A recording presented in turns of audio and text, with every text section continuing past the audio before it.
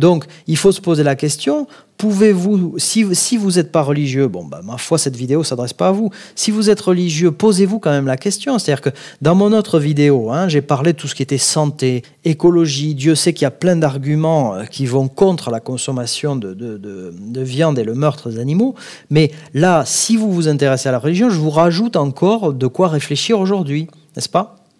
Donc moi, je ne suis pas musulman, mais simplement, n'étant pas musulman, je crois quand même en Dieu, je crois qu'il n'y a qu'un seul Dieu, donc je crois d'ailleurs que Mohammed était un prophète de Dieu. Normalement, ça suffit à devenir musulman. Si vous pouvez dire je crois qu'il n'y a qu'un seul Dieu et que Mohammed est son prophète, eh bien, et d'ailleurs l'islam reconnaît Jésus, reconnaît Abraham, Noé, etc., les prophètes, tous les prophètes de l'Ancien Testament.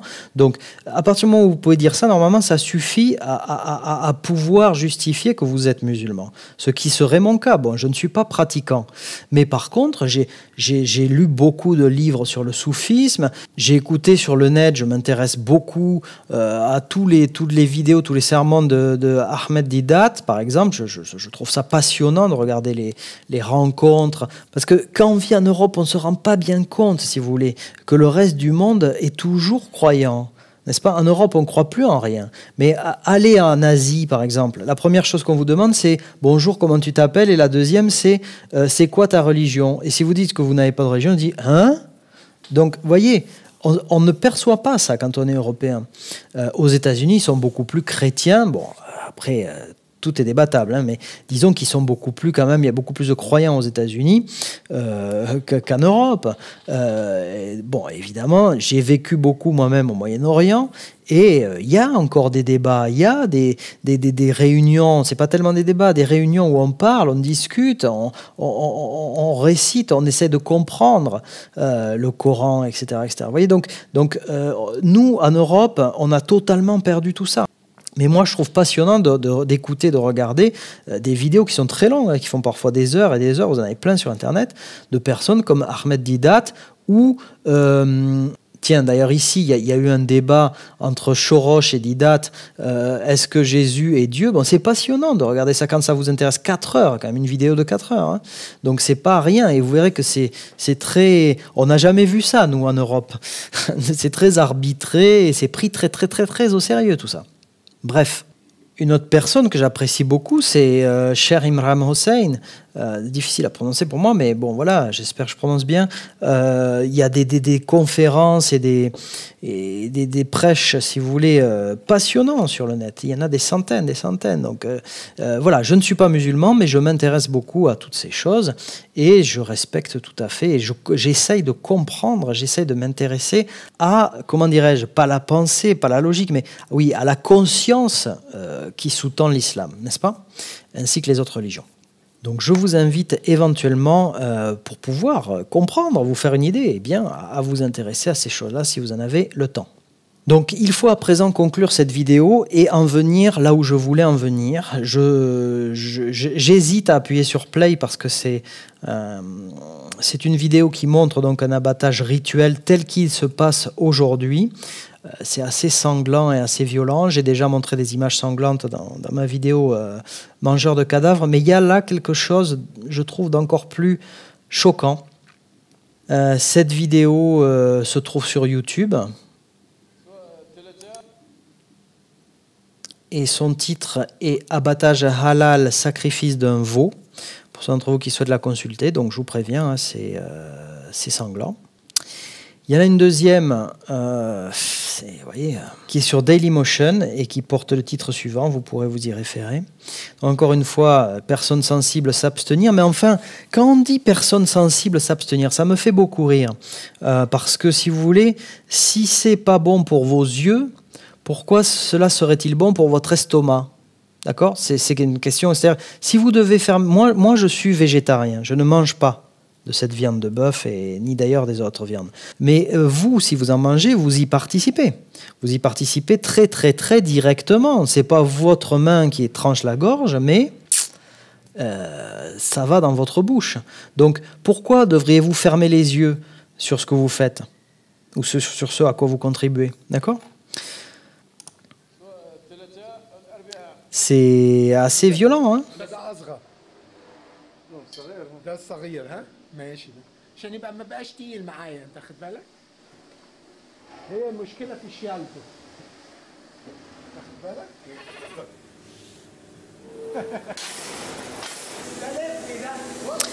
Donc vous voyez, les animaux sont placés dans des machines et ils vont être immobilisés. Voilà, la machine va le serrer.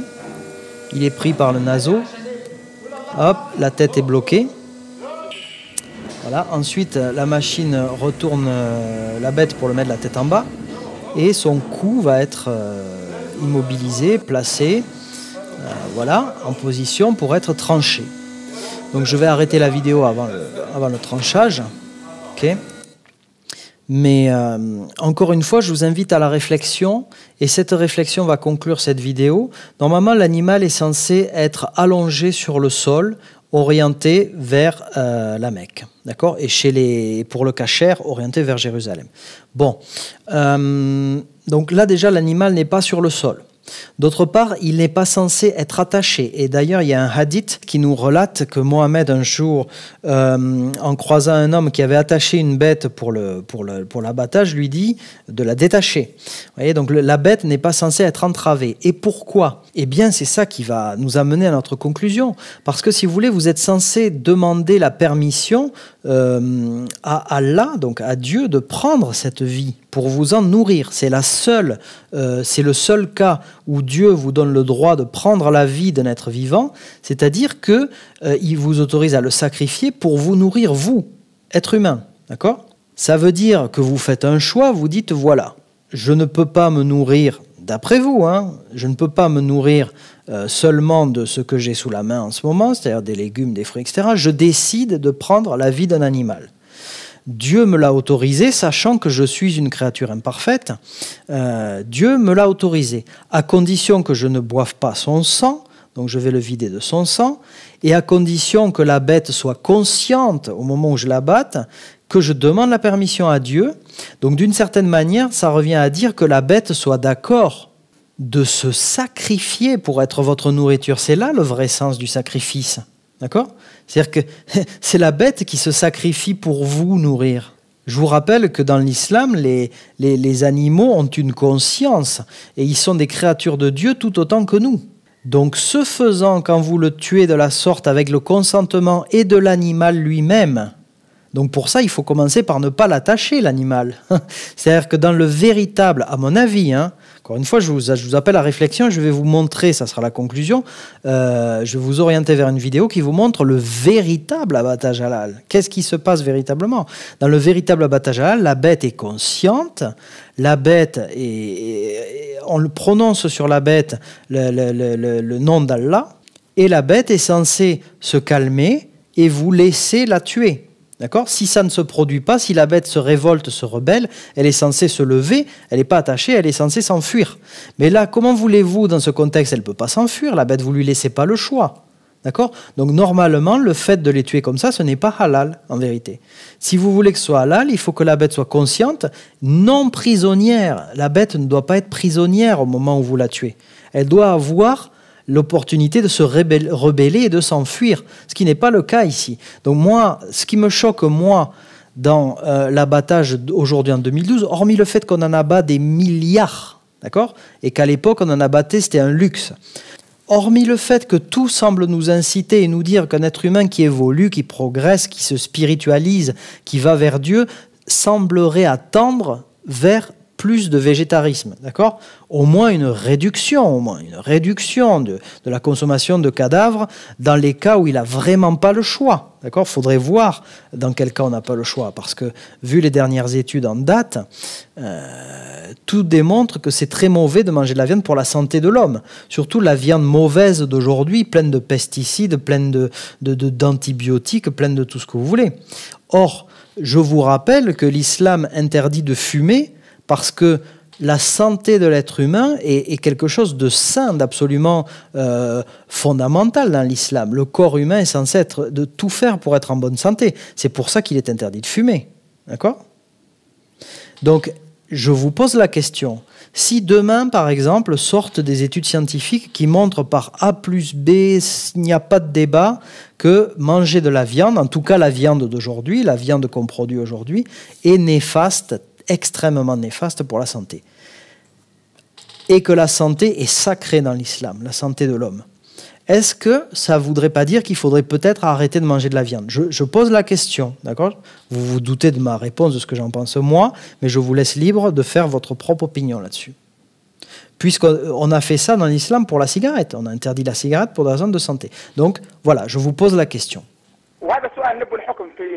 يعني تسأل عن التدخين حكم التدخين بارك الله فيكم وجزاكم الله خيرا. الله يحفظك ويبارك. أما ما يتعلق بالتدخين وهو آخر سؤال، التدخين محرم في قول جماهير علماء الأمة. أول ما جاء كان هناك خلاف بين العلماء فيه بناء على أنه يعني لم تتبين أضراره ولم يعرف حقيقة ما يترتب عليه من الضرر، لكن بعد أن تبينت أضراره وأكدت الدراسات خطورته فإنه محرم وهو مما ينبغي أن يتجنبه المؤمن.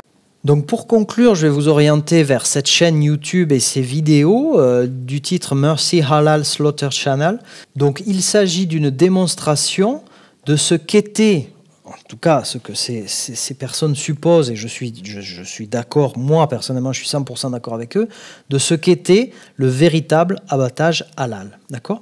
Donc le véritable abattage halal commence par des bêtes en pleine santé. Donc comme vous pouvez le voir ici, les animaux sont dans la nature, ils mangent des choses naturelles et regardez comme ils sont beaux ces animaux. Regardez comme ils sont beaux.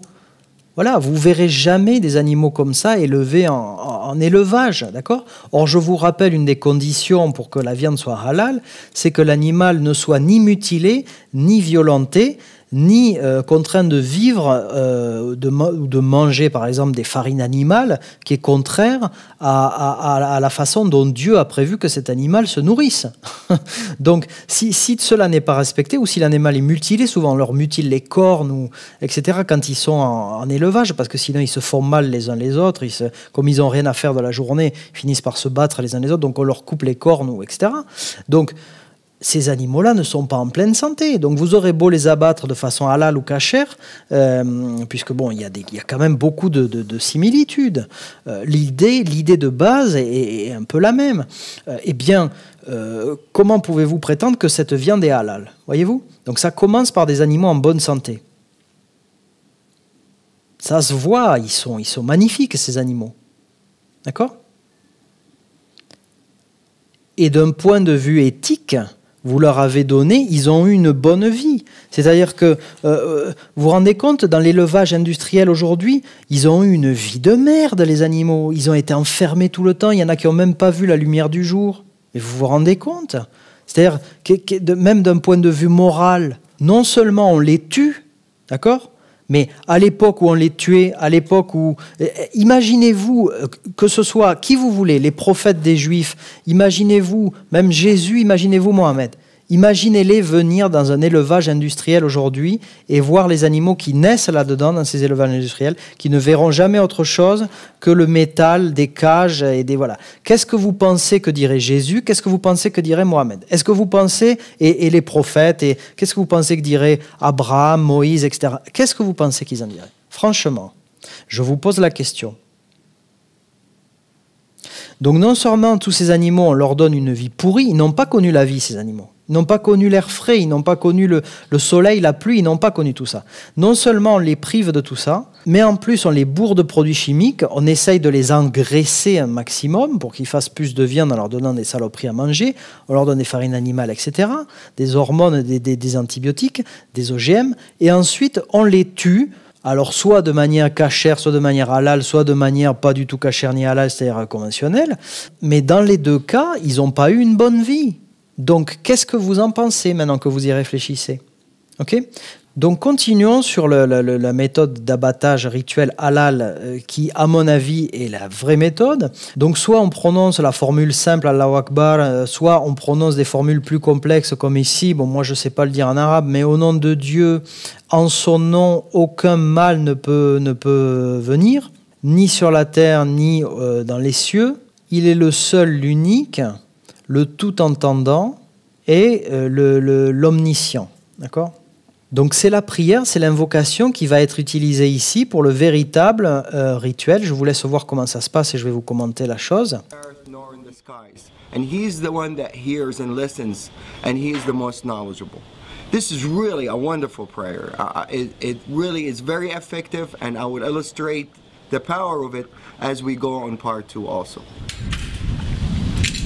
Donc, vous voyez, l'animal est attrapé gentiment, sans violence. Il est amené, voilà, il va être allongé sur le sol, toujours sans le heurter, en essayant de le heurter le moins possible. Et là, que se passe-t-il? On lui cache les yeux, parce qu'il n'est pas censé voir le couteau, et on prononce sur lui la formule, la prière choisie, et vous voyez que l'animal se calme immédiatement. Voilà. Vous voyez, c'est-à-dire immédiatement, une fois qu'on a prononcé les paroles, eh bien l'animal se calme. S'il veut se lever, il peut se lever. Aucune pression, aucune force, aucune méchanceté n'est exercée sur lui. D'accord? Donc normalement on fait ça en le tournant évidemment vers la Mecque ou vers Jérusalem si vous êtes juif. S'ils veulent se lever, ils peuvent se lever, rien ne les en empêche. D'accord?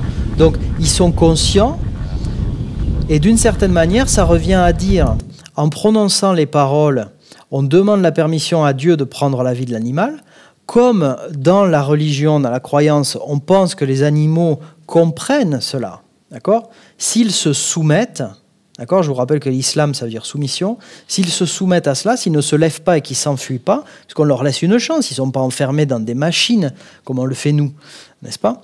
Eh bien, ça équivaut à dire que Dieu a autorisé la prise de vie de cet animal, ok? Et que cet animal lui-même s'en remet à Dieu et se laisse mourir pour vous nourrir. D'accord? Donc c'est la vraie façon de procéder à un abattage rituel. À mon avis, hein, je vous laisse réfléchir à la chose et avoir votre propre opinion. Je vous présente juste une autre façon de faire qui me semble, mais alors des centaines de fois plus saine et des centaines de fois plus disons, spirituelle. Bon. Donc là, on va le faire sur un très très gros animal énorme qui peut se lever d'un seul coup de patte et s'enfuir comme il veut. S'il n'a pas envie de se laisser coucher sur le sol ou s'il n'a pas envie de rester calme, je vous garantis qu'il ne restera pas calme. Donc évidemment, il faut qu'il soit 2 pour le coucher initialement.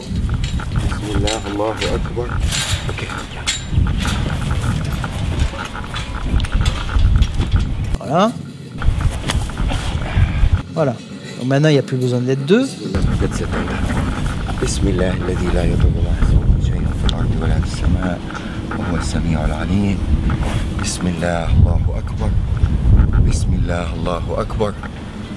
Bismillah Allahu akbar. I'm putting only a finger. L'animal juste avec un doigt. And this guy, if he wants to get up. Il nous dit que si ce gars-là veut se lever, personne ne l'en empêche, il peut partir tout de suite. Except 2 people as strong as me and Abdul Wahid. Il a fallu 2 personnes pour l'allonger, mais s'il veut se lever... But now, he's totally answering the calling.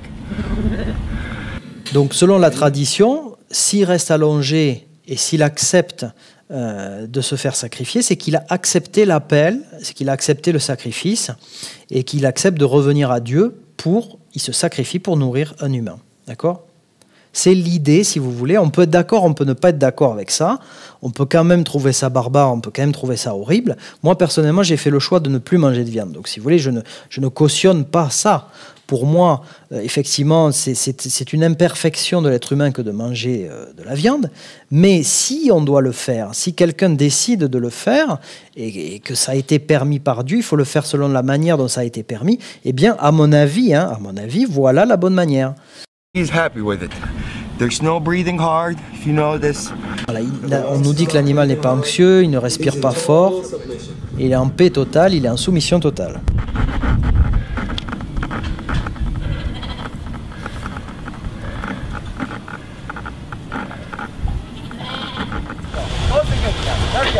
Ok. Alors certaines personnes ont dit oui, mais les animaux réagissent comme ça parce que vous leur fermez les yeux. Alors pour répondre à ça, c'est pas du tout le cas en réalité. Hein. On peut faire tout à fait la même chose sans leur fermer les yeux. Sauf que évidemment, peut-être ça va durer 5 secondes de plus.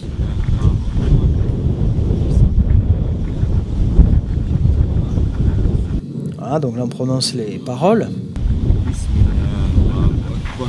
Donc là les yeux sont laissés ouverts. Bismillah, Allahu Akbar. Bismillah, Allahu Akbar. Bismillah, Allahu Akbar. Bismillah, Allahu Akbar.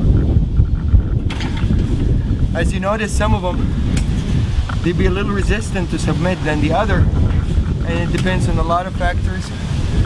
How wild. Et une fois qu'ils se sont soumis, ils restent tranquilles et paisibles. But eventually, if you're sincere with the prayer and you're not distracted by anything except glorifying God, the animal will respond by submission. Alors, on nous dit que l'animal finira par répondre à la prière au bout de peut-être 1 ou 2 minutes. Et s'il ne se soumet pas, de toute façon, il faut le libérer. Not have anything to do with the submission. Only birds, goats and lambs, totally different species. The only thing that is make him submit is the name of Allah, the name of God.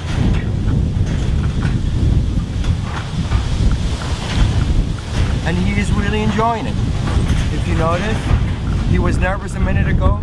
Now he's in total Voilà, donc quoi qu'il en relaxed. soit, effectivement, on peut en penser ce qu'on en veut, mais même s'il faut mourir, disons, moi je suis contre évidemment, mais s'il faut mourir, vaut-il mieux mourir tenu en cage, emprisonné, ou avoir la possibilité de s'enfuir, de se libérer si on le souhaite. Et ça arrive, c'est-à-dire que dans ce type d'abattage-là, si l'animal se lève et ne veut pas être sacrifié, eh bien il se lève, il s'en va, et on ne le reprend pas pour le sacrifier, on va en chercher un autre. D'accord ? Dans les véritables rites halal, c'est comme ça que ça se passe.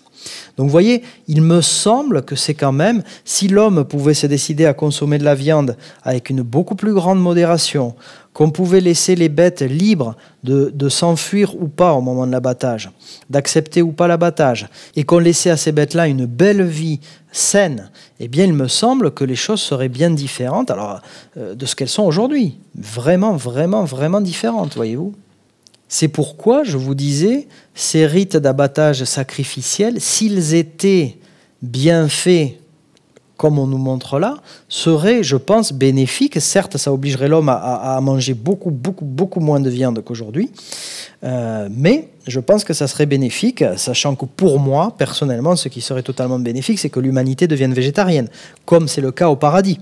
Donc si c'est le cas au paradis, pourquoi ne pourrait-elle pas l'être sur Terre, si elle le souhaite? Voilà, donc tout ça, je vous le présente comme des questions et je vous invite à vous faire votre propre idée. Et sur ce, je vous dis à bientôt pour d'autres vidéos sur francemutation.com. Bye. One finger. He can easily get up if he wants to. But he's answering the call and he's happy with it. La ilaha illallah, Allahu Akbar. I'll let him go, that's my finger, and he doesn't even want to move. Total relaxation. Total submission.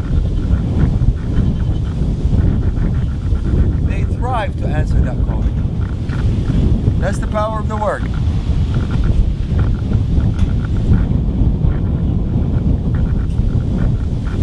You just want to maybe spend the night over here. La ilaha illallah. La ilaha illallah. No animal will react like this except if he's really, really, really happy by answering